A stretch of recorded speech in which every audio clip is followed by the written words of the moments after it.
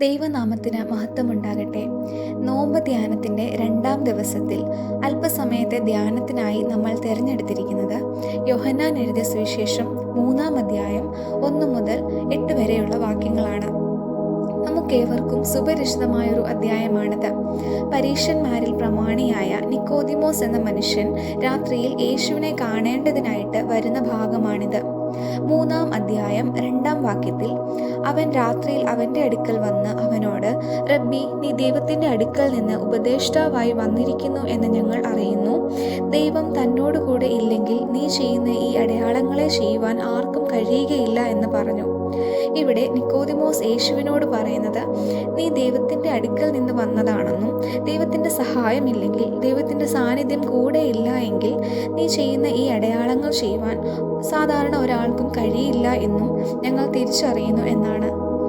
ഒരു രക്ഷകൻ തങ്ങൾക്ക് വേണ്ടി ഭൂമിയിൽ അവതരിക്കുമെന്ന് യഹൂദന്മാരും പരീശന്മാരുമെല്ലാം വിശ്വസിച്ചിരുന്നു. എന്നാൽ ഒരു രക്ഷകൻ എന്ന് പറയുമ്പോൾ അവർ ആഗ്രഹിച്ചിരുന്നതിനും പ്രതീക്ഷിച്ചിരുന്നതിനും വിപരീതമായൊരു ജീവിതമാണ് യേശു നയിച്ചത്. അതുകൊണ്ട് തന്നെ യേശുവിൻ്റെ ജീവിത രീതികളെയും പഠിപ്പിക്കലുകളെയും അംഗീകരിക്കുവാനായി പരീശന്മാർക്ക് സാധിച്ചില്ല. ആ പരീശന്മാരുടെ കൂട്ടത്തിൽ ഉള്ള ഒരുവനായിരുന്നു നിക്കോദിമോസും. യേശു ദൈവത്തിൻ്റെ അടുക്കൽ നിന്നും വന്നവനാകുന്നുവെന്ന് നിക്കോദിമോസും തിരിച്ചറിഞ്ഞു.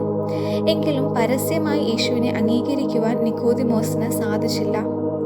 എന്നാൽ യേശുവിനെ കാണുവാനും യേശുവിനോട് സംസാരിക്കുവാനുമുള്ള അതിയായ മോഹമാണ് രാത്രിയിൽ നിക്കോദിമോസിനെ യേശുവിൻ്റെ അടുക്കൽ എത്തിക്കുന്നത്. യേശുവുമായി തർക്കത്തിൽ ഏർപ്പെടുകയും യേശുവിനെ വാക്കിൽ കൊടുക്കേണ്ടതിനായി എപ്പോഴും ശ്രമിക്കുകയും ചെയ്തിരുന്ന ഒരു കൂട്ടമാണ് പരീശന്മാരുടെ കൂട്ടം. എന്നാൽ യേശുവിനോട് സംസാരിക്കുമ്പോൾ ഒന്നും തന്നെ നിക്കോദിമോസ് യേശുവിനോട് തർക്കിക്കുന്നതായി നമ്മൾ കാണുന്നില്ല.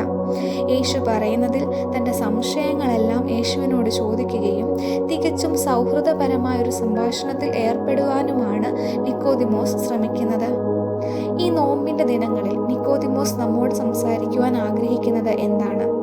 ലോകപ്രകാരം നോക്കുമ്പോൾ ഒരു പരീശനാണ് എന്ന വസ്തുത നിക്കോദിമോസിനെ യേശുവിൻ്റെ അടുക്കൽ വരുന്നതിൽ നിന്നും തടയുന്നുണ്ട്. എന്നാൽ താൻ തിരിച്ചറിഞ്ഞ യേശു എന്ന സത്യത്തിലേക്ക് ഏത് വിധേനയും എത്തിച്ചേരുവാനായി നിക്കോദിമോസ് ആഗ്രഹിച്ചു. ആ ആഗ്രഹമാണ് നിക്കോദിമോസിനെ സമയഭേദമെന്നേ യേശുവിൻ്റെ അടുക്കൽ എത്തിക്കുന്നത്. ഭാഗികമായിട്ടാണെങ്കിലും തൻ്റെ അതിർവരമ്പുകളെ ഭേദിക്കുവാൻ നിക്കോദിമോസ് ശ്രമിക്കുന്നുണ്ട്. ഈ ലോകത്തിൽ ജീവിക്കുമ്പോൾ നമ്മെ യേശുവിൽ നിന്നും അകറ്റുന്ന ഒരുപാട് കാര്യങ്ങളുണ്ട്.